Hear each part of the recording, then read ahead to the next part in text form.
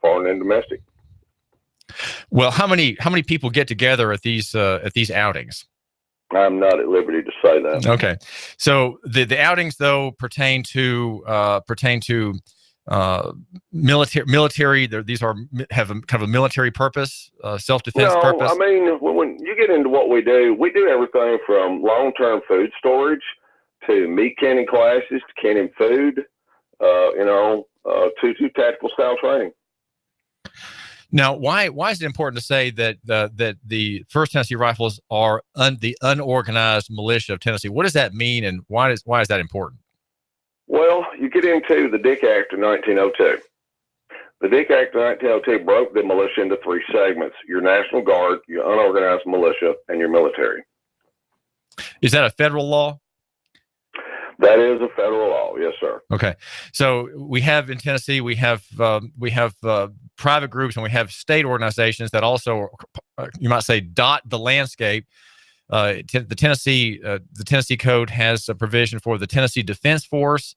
It also has provision for the Tennessee's National Guard, and then I think also a state guard. And you would be the 4th, and the 4th, you might say, the 4th body of people. And you are private citizens, you're not connected with the state in any way directly, J.C. Knott. That is correct, yeah. And like I say, when you get into it, there's a rich history of private militias that helped fight in your Civil War and your Revolutionary Wars. Well, what did they do? Well, you take John Sevier. He led a lot of private militias at the Battle of Kings Mountain, which was the turning point of the Revolutionary War. If we hadn't won that battle, we wouldn't have won our independence from Britain. So, that was what made up the majority of your fighting forces back then, even at the beginning of the onset of the Civil War. Are the members of the 1st Tennessee Rifles all former military men and women, J.C. Knott? No, we're not, but there's a rich mix of the two. What, about half and half, would you say? Pretty close, yeah. Okay, so there's a meeting at least once a month, and sometimes as many get-togethers as 3 or 4 times a month. In the height of summer, we're doing a lot of training, a lot of different classes. And like I say, it doesn't all just pertain to tactical training. We have a lot of different classes. We offer defensive handgun training for women. We offer, long-term food storage classes, how to find buckets, how to put food in Mylar bags and seal them. And that things such of that nature. So those are kind of prepper or preparation oriented classes or events. That is correct, yes, sir. And we do communications, we do medical. So I mean, there's a lot that we do. It's just not all about guns and gear. People want to think that a militia is just about guys running through the woods doing things, maybe whatever foolishness that comes to people's minds, but it's far more greater than that if it's, organized to the right level. There's an important legal historian and writer named Edwin Vieira who has written at least 2 books on the question of the militia. And if my listener goes to Nooganomics.com, he can see photographs of 2 of these covers. One of them is for a rather expensive book. It's printed on CDs only. It's not in print version. It's called "The Sword and Sovereignty: About the Militia History." It's a lengthy legal analysis of the history. And Edwin Vieira, J.C. Knott, says that to conceive of the right to bear arms as purely a personal right is misguided because it leaves open the American people to tyranny.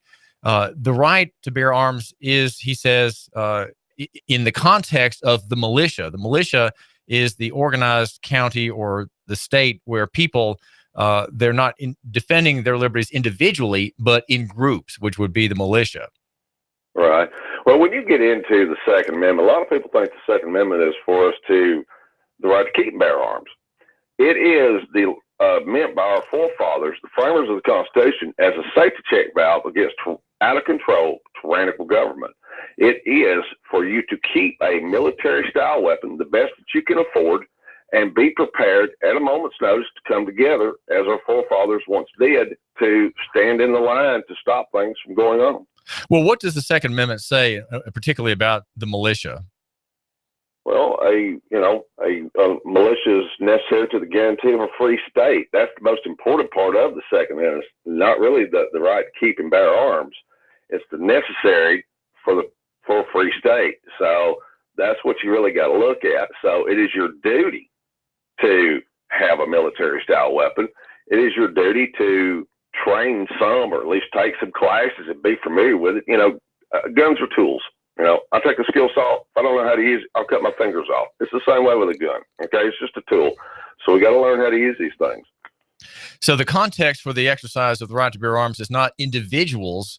Edwin Vieira says it is in the context of a group, and that would be in every local economy has, in this conception, has a duty to own weapons, to know how to perform them, and people who, as he writes about in the 1600s in the American colonies, if you didn't want to take part in the militia, or if you were your widow, if you were dead, your widow had to pay a tax to support the militia, or to pay a neighbor to take her dead husband's part. It was so strict that no one could escape the militia obligation. It was an obligation. It was like the draft, except its performance was local. It was locally, like the army in local economy. Every local economy had its own little army, and no one could escape the musters as part of that process in the 1600s and 1700s in the American colonies. So there was that is true. Yeah. I'm very familiar with Mr. Vieira.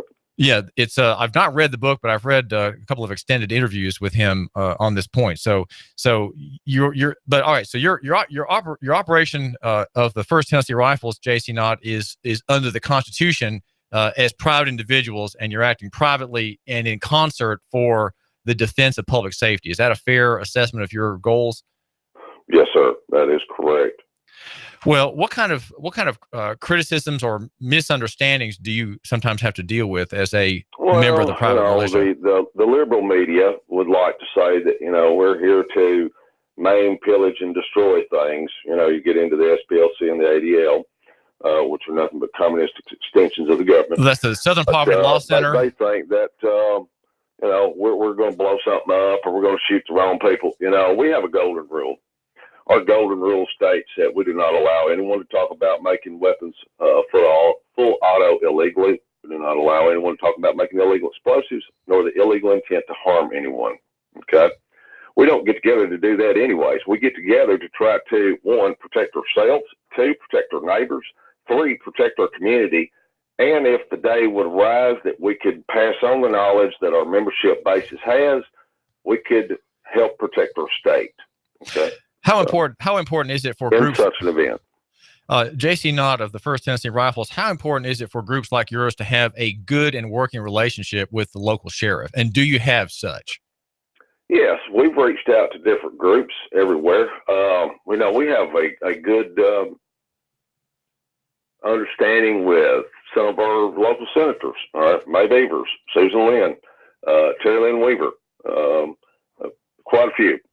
Well, we've reached out to those. They know we're here. They know we exist, and but we don't. We're not foolish in nature, And then again, you get into a lot of these militias that have made the news. You always find some type of confidential informant that was at the bottom of all that, not the actual members themselves. But they shouldn't have allowed that type of talk to have started to begin with. Well, to back up to my question was, what county is Carthage, Tennessee in? Smith County. Does the First Tennessee Rifles have a good working relationship with the Smith County Sheriff?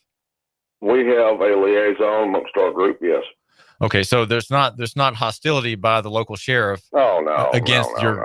Okay. Plus, if the sheriff knows he is the highest constitutional law of the land, he can take and throw the feds out at the border. Okay, but they don't instill, educate, and teach these sheriffs that because they don't want them to know that they're the highest elected constitutional party in the land. So it seems if the sheriff needed to call on us, he could call on us whenever he needed to. And the reason that he won't, and that sheriffs will probably tend to keep compromising the rights of local people, is because they've made compacts, agreements, and contracts with the national power, the federal government, and they don't have a loco-centric perspective. They really have a national perspective, a pro federal government perspective, just by affiliation, long working with the feds on various projects and task forces, and so they're not really loco-centric anymore, which you're trying to be. Is that right? That's right. Okay, so what is my listener? How is my listener supposed to view his duty as a citizen of Tennessee, J.C. Knott? He's not a member of a militia. There's no group like that here in Hamilton County. How can he? What are some things he needs to do or to think about? Well, there's plenty of things that they can do. They can reach out and find some medical type training classes. There is plenty of communication type training classes, because if there's some catastrophic event, those are the first two things you're going to need. Okay. Outside of that, there is people out there willing to teach tactical training. We have had some of their training. They're listed on our websites. You have Max Velocity Tactical up in West Virginia.